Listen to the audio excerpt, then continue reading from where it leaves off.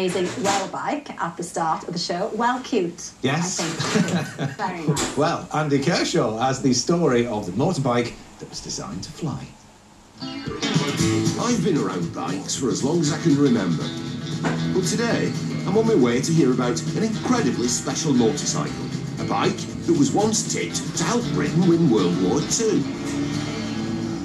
The Well bike was the brainchild of the SOE, the Special Operations Executive, Churchill's secretive fighting unit set up in 1940 to carry out sabotage and subversion in occupied Europe. The unit came up with inventions, like the highly successful Sten gun and the one-man submarine. But, despite being designed for secret agents dropped behind enemy lines, the Well bike was deemed too noisy for stealth missions, and instead was offered to paratroopers as a swift form of transport in battle. Engineer Malcolm Kelsall and his team in Stoke-on-Trent have been restoring and building replicas of these little-known machines. What were the requirements of the Well bike?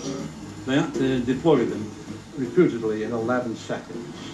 From a paratrooper getting hold of his crate to getting on the road on one of these, 11 seconds. By the way, Germans are shooting at you at the same time.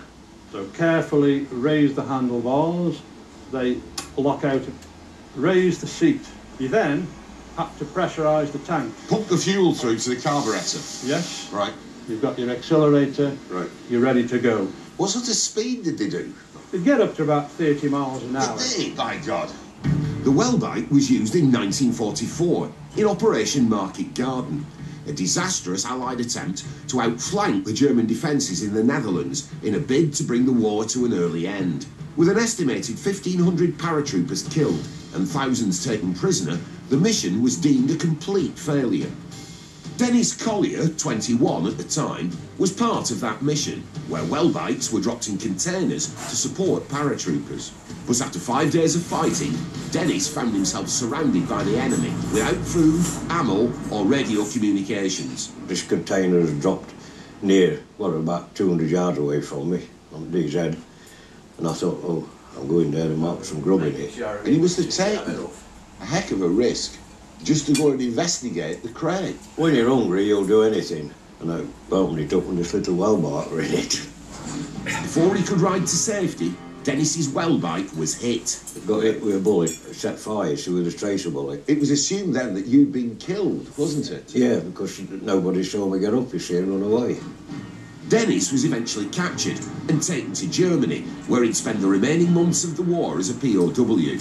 My parents got a telegram saying I'd been killed on active service. They didn't hear from me again till I come home, till I rung up from London. It can't be you, she says, you're dead. It's been nearly 70 years since Dennis discovered the well bike on the battlefield. Would you like to have another go on one? Have a go on one, I never had a go on one before. Give it a go. Yeah, yeah.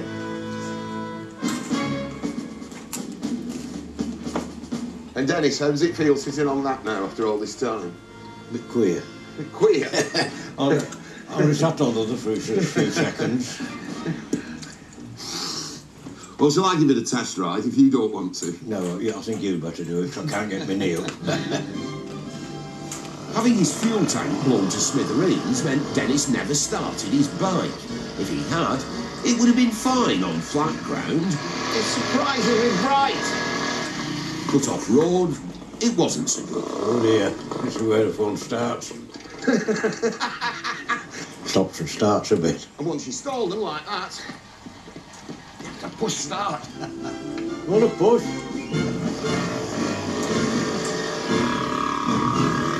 I tell you what, it does 30 miles an hour. If you've got some guys chasing you, you've got a chance of getting away. I did, great fun. Thank you very much, Malcolm. Give me a new toy.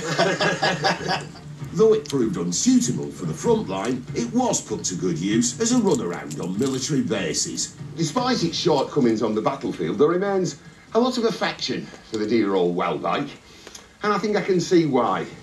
And it does deserve its own small place in British motorcycle history. Don't you?